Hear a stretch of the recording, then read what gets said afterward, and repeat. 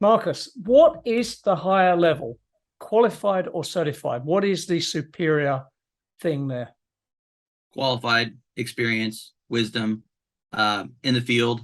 You don't know what you don't know, truthfully.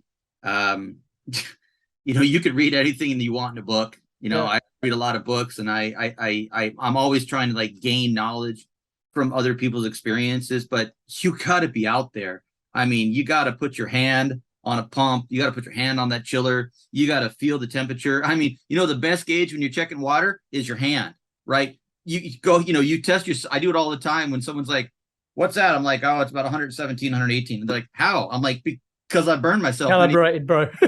Yeah, I do this all, I'll have the FLIR, I'll have this, I'll have a temperature gauge. And I'm like, nope, that's about 126. They're like, I touch a pipe. They're like, come on. And I'm plus or minus 1 or 2 or 3. And it's not because I'm weird and I want to hurt myself. I just have done it enough where I'm like, I can see it. I can feel it. And you can feel the pressure of a room. You can feel the noise of something. You have to be in there, and you have to, I mean, like your nickname, the building whisperer, right? I guess I'm being called the Grim Reaper lately because all I do is find issues. But it's just like you see them, but you have to be qualified. You have to be experienced. There's nothing takes away, and I always call it baptized by fire, right? And so a lot of, engineers and architects and, construction, you have to be out there. You have to have experience. And I think that the one thing that we don't have enough is that, that hands-on in the field job, training, on the job training. And then, yeah, you can take the test, but remember, there's really good test takers. And then there's the really good qualified people. And yeah. I want the qualified people who not only know how to see it and say it, but knows how to talk to people. Because that's one of the biggest areas of commissioning is that salespersonship. You know what I mean? How do you explain it to someone that doesn't understand it? They go, I've heard this before. And then, you make it. Is the Richard Feynman, if you can't explain something complicated and get someone to understand it, then you don't know it. So just to sort of reframe that a bit, I totally agree with what you're saying. Experience does matter. It's a key foundational component. This is a little bit like being a doctor. Not that we're saving lives, no one has a crash and says, get me a commissioning person. But it's a bit like being a doctor, because believe it or not, so the science of medicine is not as precise as people think. It's pattern recognition, right? Which is why AI is good at it. I see this pattern, therefore it's probably X, Y, Z, right? Or Z. So the difference is, if you are a very experienced commissioning practitioner, you have seen 100, 1,000 problems before, and you recognize them quick and easy, and you've got in your mind this tablet of solutions that you can draw from, right? So experience is absolutely key to competence.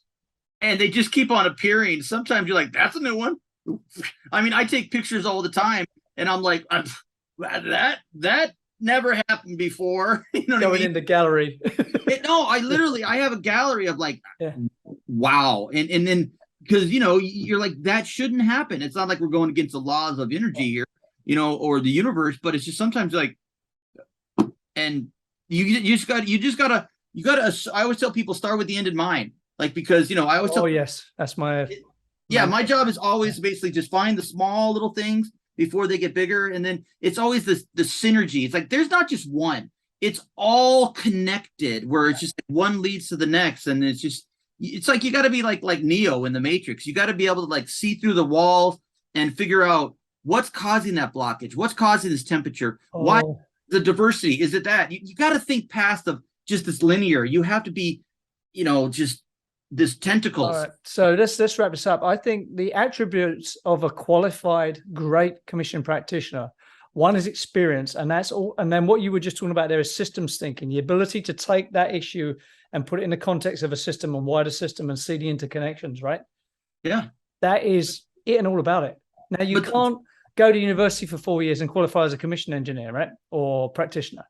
And one of the things, I hate to say it, but no matter how old you are, how long you've been doing this, you still got to have fun with it. And you let's go down that rabbit hole. You know what I mean? Because it's just like, give me a rope though to pull me back up, but you got to enjoy what you're doing, and.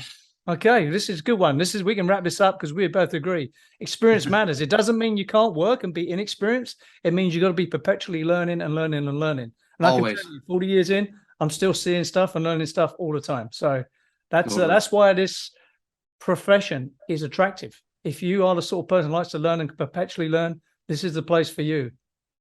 Remember, cool stuff that keeps people interested. That's what job employers have to do, is always focus on, like, you can't just sit someone in a chair. You got to give them experience and basically say, go out and smell the flowers. You know what I mean? And just like play in the woods.